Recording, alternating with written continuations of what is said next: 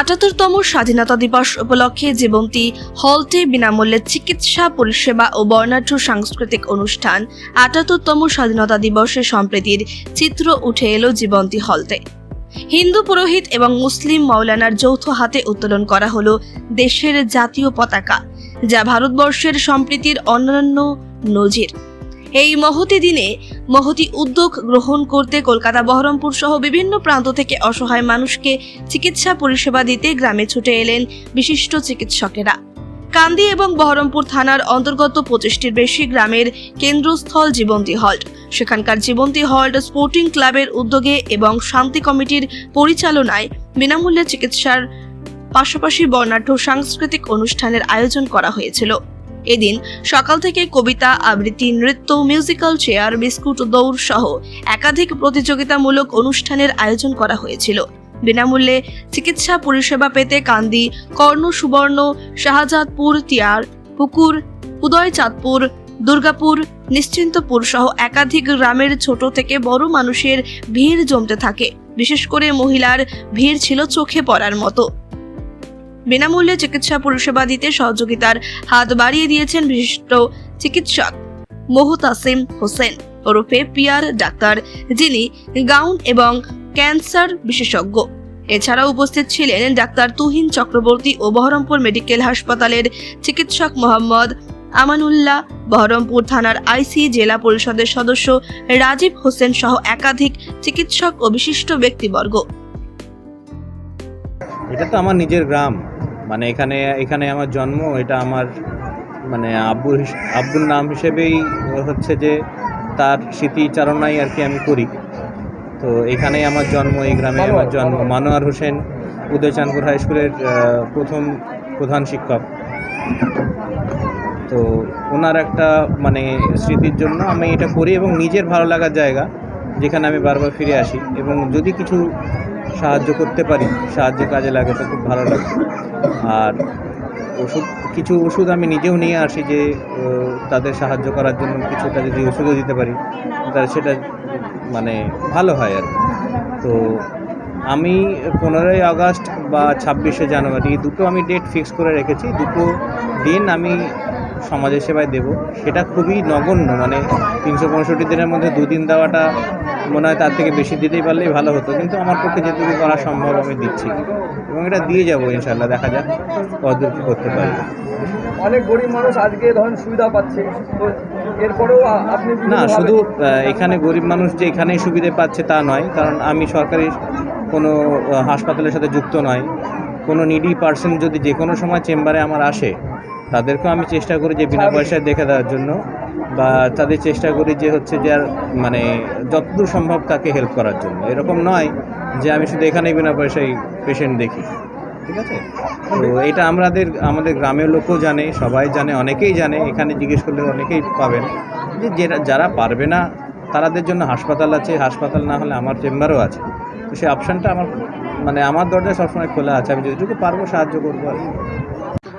দেখুন, একটা জিনিস হচ্ছে যে আমরা মানুষ তো সবসময়তে দুটো দিক দিয়ে বিচার করতে হবে, যে ভালোর পাশে খারাপ থাকবে এবং দিনের পাশে রাত থাকবে।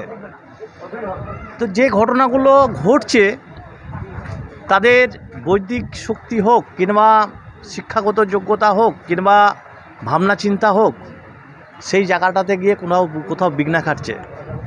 আমরা নারীর শক্তি এবং নারীদের সম্মান জানাই, শ্রদ্ধা করি। এই ধরনের নোংরাতম জায়গাটা কঠোর থেকে কঠোরতম শাস্তি হোক এবং এই চিন্তাভাবনা থেকে, অসামাজিক কাজকর্ম থেকে মানুষ বেরিয়ে আসুক, সভ্যর জগতে আসুক, আমরা এটা চাইব। পাশাপাশি এটাও বলবো যে সমস্ত আন্দোলন, অন্যায়ের প্রতিবাদের সে আন্দোলন শান্তিপূর্ণ হোক, আন্দোলনের মতো সুশৃঙ্খলভাবে হোক, এটাও চাইব।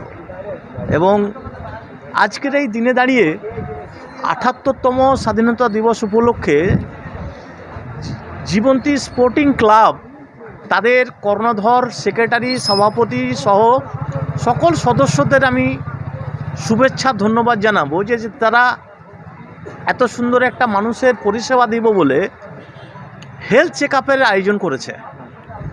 সে হেলথ চেক আপ করে অনেক গরিব মানুষ তারা ঠিক সময় মতো যেতে পারে না। আর এই এলাকাটা একদম পিছিয়ে পড়া এলাকা।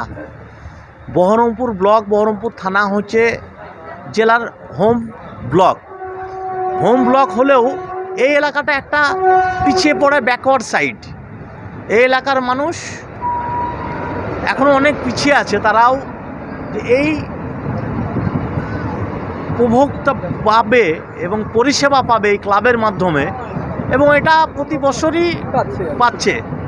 তো তাদের এই ভাবনা চিন্তা, তাদের এই কর্মসূচি আরও বৃহত্তম হোক, আরও মানুষের পরিষেবা দেওয়ার শক্তিটাকে বাড়িয়ে চলুক, এই কামনা আমরা করব। এবং এই মহৎ উদ্যোগে আপনারা তাদের পাশে আমাদের সহযোগিতা থাকবে এবং পাশে দাঁড়িয়ে আমরা এদেরকে উৎসাহিত করব।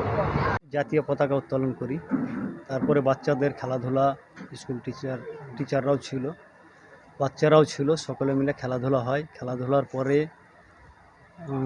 পরে ডাক্তাররা আসে। ডাক্তাররা আসার পর থেকে আমাদের মোটামুটি ট্রিটমেন্ট চালু হয়, এখন অবধি চলছে। আমাদের মোটামুটি 3000 পেশেন্টের অ্যারেঞ্জমেন্ট করা আছে, দেখা যাক এখন কত হয়। মূলত আপনাদের আজকে সকাল থেকে প্রথমে জাতীয় পতাকা উত্তোলন হয়েছে, সম্প্রীতির বার্তা দিয়েছেন।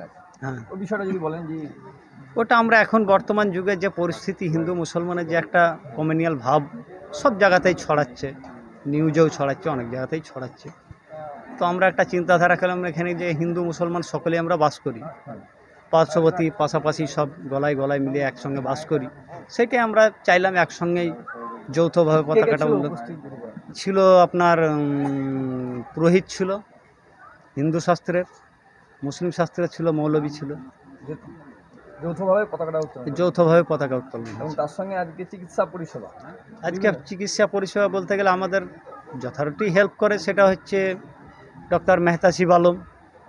ওনার উদ্যোগে আমরা হয়তো সঙ্গ দিই বা যথেষ্ট উনিও হেল্প করে, আমরাও হেল্প করে যাই হোক প্রত্যেক বছর যেভাবে আমরা করে আসছি সেইভাবে এবারও আমরা মোটামুটি চেষ্টা করেছি। মেডিসিন ডাক্তার আছে, চিকিৎসক আছে, 6 জন ডাক্তার আছে।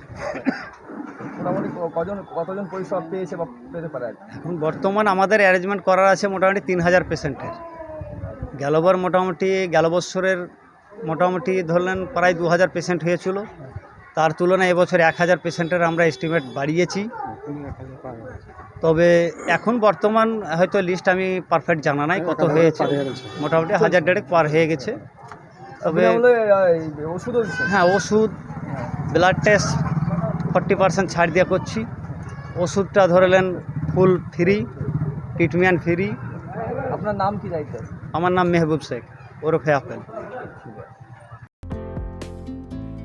জীবন্তী থেকে শাহিন শেখ ও উম্মার শেখের রিপোর্ট, চেতনা নিউজ। চেতনা Shiksha Niketan private tuition centre. ভর্তি চলছে। চেতনা শিক্ষা নিকেতনে ভর্তি চলছে। চেতনা শিক্ষা নিকেতন একটি আদর্শ শিক্ষা প্রতিষ্ঠান। আমাদের লক্ষ্য গণ নয়, গুণ চাই। Chetana Shiksha Niketan private tuition centre, Jibanti, Murshidabad.